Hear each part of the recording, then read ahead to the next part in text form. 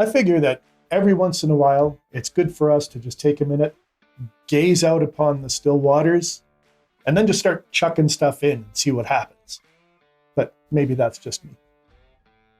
Today, I want to drop a great big communication rock right into the middle of the pandemic pond and see where the ripples go. That's why I'm coming out in support of the anti-maskers and the anti-vaxxers and everyone else who's been pushing back against COVID-19 measures. Now, don't get me wrong, I do not agree with these folks, but I do support their right to make their own decisions for their own reasons, even when I don't understand them. But I know they must have some pretty compelling reasons because no one wants to get COVID. No one wants their loved ones to get COVID. No one wants to be quarantined or to be on a ventilator. And certainly no one wants to lose their sense of taste or smell. Because even in the middle of a deadly global pandemic, there's still Chicago Mix.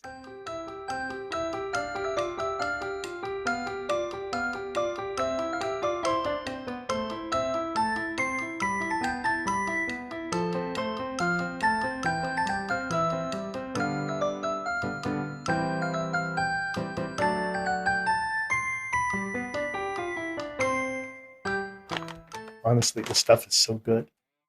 Anyway, since no one wants to get COVID, then some people must be making decisions based on bad information, or maybe even listening to someone who, for whatever reason, doesn't want the pandemic to end. That does not mean that this audience is dumb, or that it's made up of bad people, or that they don't deserve to live COVID-free lives. It only means that they're listening to the wrong voices. So let's look at this from a communication perspective.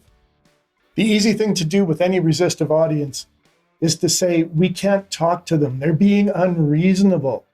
But what's truly unreasonable is to expect that any single argument is going to work for every one of the 8 billion people on the planet. And in the case of COVID, we absolutely need to pay attention to the concerns of the resistive audience, because without their support, we're not going to get out of this anytime soon. Now, here's the funny thing.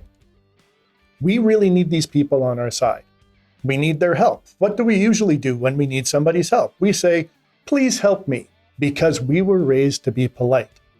But how are we approaching the vaccine hesitant and the people who don't feel that COVID is a threat?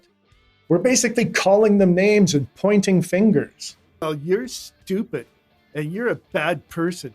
And you're a poopy duty head because you don't agree with me. And I hate that shirt. And hey, aren't you going to help me? Maybe we should be trying a different strategy. Some people are already doing a great job of connecting with this audience. Vaccine hesitancy clinics are having success just by talking with people and providing them with good information, and then making the vaccinations available to anybody that wants them. Online forums run by health professionals are getting results by creating a safe space where people can ask questions without worrying about being judged. And both these initiatives start from the position that everyone deserves respect, and no one is any less deserving just because they have bad information, or they're confused, or maybe even scared. So what can you and I do? Well, we can stop judging and stop calling people out for making decisions that we don't agree with.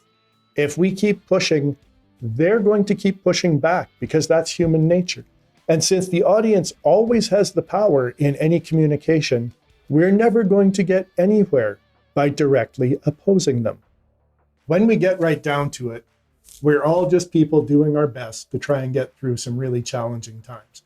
And if we really want to make a difference, then we need to respect that some folks need different information, or a different voice, or more time to come around. In the meantime, remember, your mask protects me, and my mask protects everybody.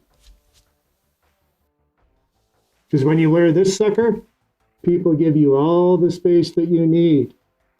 I think it must be the eyes, or maybe it's the nose. I don't know. Seriously though, It's a good thing.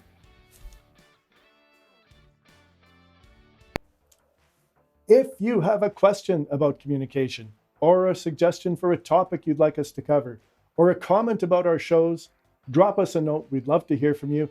Don't forget to check out some of our awesome online courses. They're a fun and affordable and convenient way for you to up your communications game. And if you need help with communications, let us know. That's what we're here for.